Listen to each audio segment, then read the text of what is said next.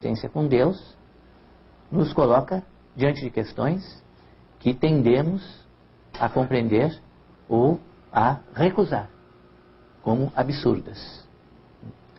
E, portanto, esta experiência de viver na iminência desse salto, de correr o risco do absurdo, do completo desconhecido, da finitude e do desespero, isso significa uma experiência do sentido da existência. E essa experiência, evidentemente, não é uma apreensão desse sentido ou dessa significação que pudéssemos traduzir racionalmente ou da qual pudéssemos fazer algum tipo de análise discursiva. Mas nós vivemos esse sentido ao mesmo tempo em que vivemos a falta dele.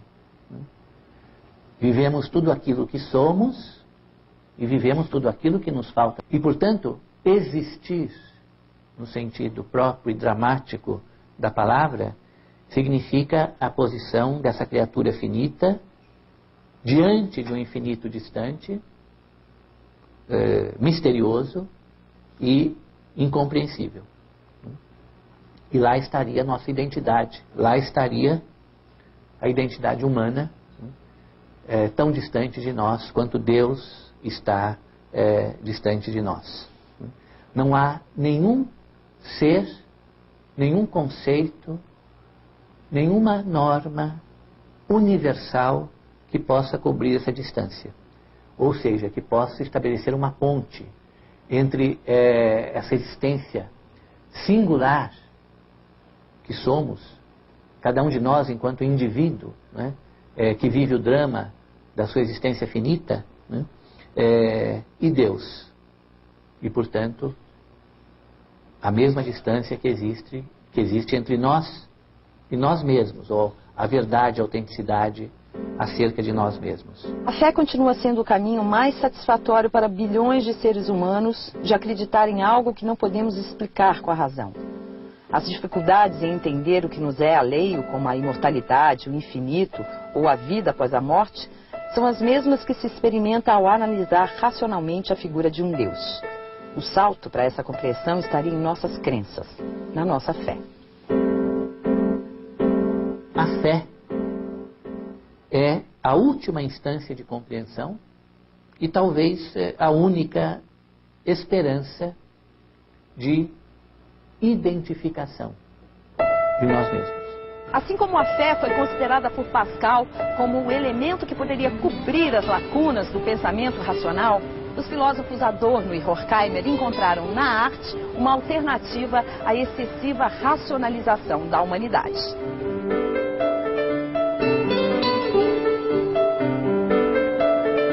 Quando falavam em arte, Adorno e Horkheimer não estavam falando de qualquer manifestação artística. Analisando obras do pintor Paul Klee e do músico Alban Berg, eles concluíram que apenas através de uma obra chocante, corrosivamente inaceitável para as sensibilidades da classe média enquadradas nos padrões comerciais, é que o homem poderia desafiar as convicções culturais dominantes. Só assim se conseguiria combater a excessiva valorização da razão, resultado das descobertas científicas dos últimos séculos, e encontrar a autonomia intelectual e a felicidade. As obras de arte, elas sempre têm a possibilidade de introduzir algo novo, né? Elas não imitam simplesmente o que já é, o que pura e simplesmente é, né? Nesse sentido, o Adorno se reporta a uma concepção de arte que é posterior à ideia que vigorou durante séculos, milênios, que as obras de arte elas seriam, antes de tudo, imitação, né? O Adorno ele já parte do princípio de que a obra de arte autêntica ela não é essencialmente imitativa. É um ponto que é bastante conhecido, né, no pensamento do Adorno, a importância que ele atribui às obras de arte, porque as obras de arte para ele são uma espécie de microcosmos no qual há uma espécie de realização ideal de possibilidades que existem no mundo e que não são realizadas no mundo, exatamente porque o jogo de forças existente no mundo real, no mundo concreto, não permite que essas potencialidades se realizem. Por exemplo, a emancipação da humanidade, né? A superação da menoridade das pessoas. A irreconciliação da humanidade com a natureza é um indício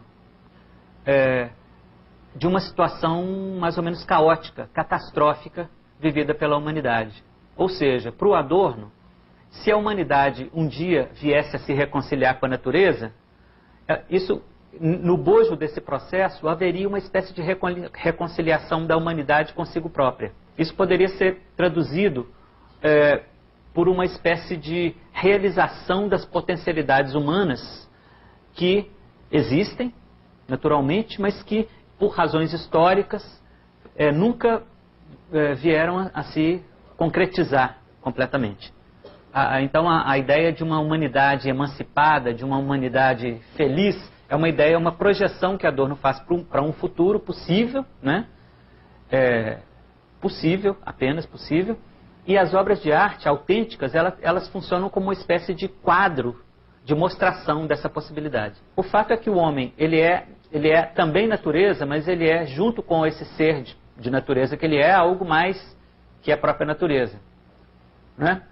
E a intervenção que o homem faz nos processos naturais diz respeito quase sempre à natureza externa.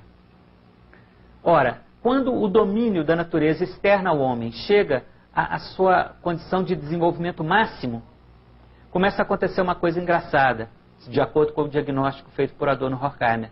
A sua natureza interna, ela parece escapar ao seu controle. Então, o Adorno depois chegou a usar, alguns anos depois aí da dialética do esclarecimento, ele usa uma expressão interessante: catástrofe natural da sociedade. O que caracteriza o nosso tempo é uma catástrofe natural da sociedade. E por quê? Porque são acontecimentos que têm a força das catástrofes naturais. O homem é capaz de mobilizar forças enormes, não é? Muito poderosas, mas não apenas em benefício próprio, mas de um modo que fira a própria humanidade. A catástrofe natural da sociedade, para o Adorno e para o Horkheimer, ela não se consolida, não se concretiza apenas nesses acontecimentos absolutamente bombásticos e abismais e legitimamente catastróficos mesmo, mas a catástrofe está como que à espreita, né? Em momentos da vida social, em relação aos quais a gente nem se pergunta muito, a gente simplesmente age. Pode ser que encontremos em Deus, como diz Pascal, ou na arte, como diz Adorno, um caminho para conhecermos melhor a nós mesmos. Mas será que esse processo de entendimento pode realmente nos trazer a felicidade e a sabedoria? É o que nós vamos ver no próximo bloco.